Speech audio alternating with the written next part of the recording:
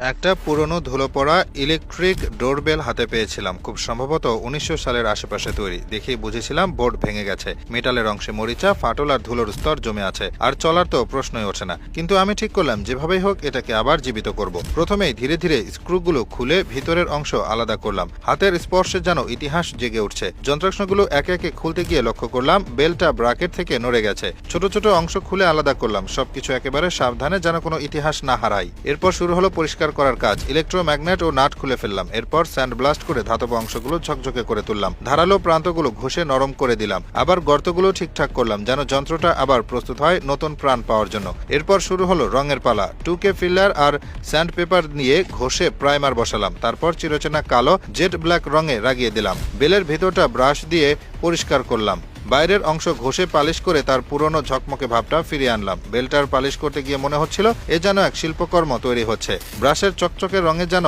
আমার চোখ জলজল করে উঠল। লেথ মেশিনে একদম নিখুঁত করে তৈরি করলাম একটা নতুন নাট। এত সুন্দর যে নিজেই দেখে অবাক হলাম। মুখটা ঘষলাম, টার্নিং, চেম্ফারিং সবকিছু করে একটা দুর্দান্ত ফিনিশ দিলাম। পরের ধাপে ক্লাপার, মরিচা ধরা ক্লাপারটা সানব্লাস্ট করলাম, তাতে একটা ছিদ্র ধরা পড়লো। বুঝলাম এই স্প্রিং আর চলবে না, তাই পুরনো স্প্রিং এর রিভেট খুলে নিলাম। এরপর হিট ট্রিটেড স্টিল থেকে নতুন স্প্রিং বানালাম, সেটাও আবার নিকেল প্লেট করে তৈরি করলাম।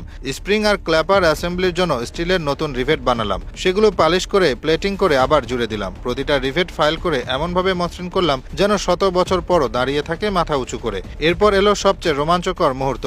ইলেকট্রোম্যাগনেট খুলতে গিয়ে দেখি একে তো শর্ট সার্কিট হয়েছে, আর তার ভেতরে মুড়িয়ে রাখা একটা পুরনো কাগজের টুকরো। এটা আসলে একখণ্ড সংবাদপত্র, তাতে লেখা ১৯০৪ সাল। দাঁড়িয়ে গেলাম অবাক হয়ে, যেন ইতিহাস নিজে এসে বলছে আমি এখানেই ছিলাম। এই খবরের কাগজটা আমি ফ্রেমে রাখলাম সম্মানের প্রতীক হিসেবে। তারপরে শুরু করলাম কয়েলের নতুন কোর তৈরি। পুরনো ফাইবার ওয়াশার খুলে ফেললাম, লেথে নতুন কোর তৈরি করলাম, নিকেল প্লেট করলাম। তারপর তৈরি হলো নতুন এনামেলড কপার ওয়্যার, তার ইনসুলেশন পুড়িয়ে মসৃণ করলাম। কয়েল ওয়েন্ডিং সেটআপে লাগানোর আগে আমি কোরের মধ্যে রেখে দিলাম একটি ছোট্ট নোট আমার নাতির জন্য, যেন একদিন কেউ খুলে দেখে এই কাজটা শুধু যন্ত্র ঠিক করা নয়, এটা ভালোবাসার উত্তরাধিকার। ওয়াইন্ডিং শেষ করে দেখি পুরনো কন্ট্যাক্ট প্যাডে লেখা DRGM, জার্মান প্যাটেন্ট চিহ্ন।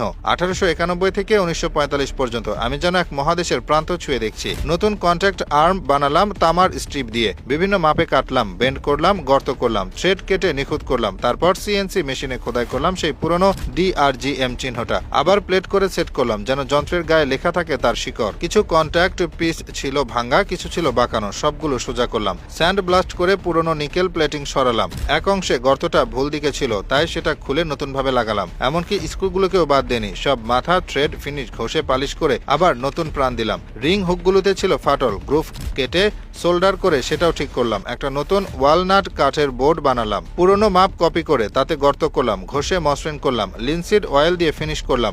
সব যন্ত্রাংশ একে একে জুড়ে দিতে থাকলাম নতুন বোর্ডে। সবশেষে ডোর বেলটার সম্পূর্ণ অ্যাসেম্বলি করলাম। ইলেকট্রোম্যাগনেটিক, স্প্রিং, ক্ল্যাপার, বেল সবকিছু একসাথে, কিন্তু প্রথমে ঠিকমতো বাজছিল না। খুঁজে দেখি ব্র্যাকেটের রং থাকার কারণে সংযোগ হচ্ছে না। রং মুছে আবার চেষ্টা করলাম, এবার বেলটা গর্বের সাথে বাজলো, ঠিক যেমন বাজতো 1 শতাব্দী আগে। সবশেষে একটা কাস্টম কাঠের কভার বানালাম ঢাকনার মতো, দেওয়ালে লাগিয়ে যখন সেটা টুং করে বাজলো তখন বুকের ভেতরটা যেন গর্ব করে ভরে উঠলো। আমি শুধু একটা যন্ত্র ঠিক করিনি, আমি সময়কে ফিরিয়ে এনেছি।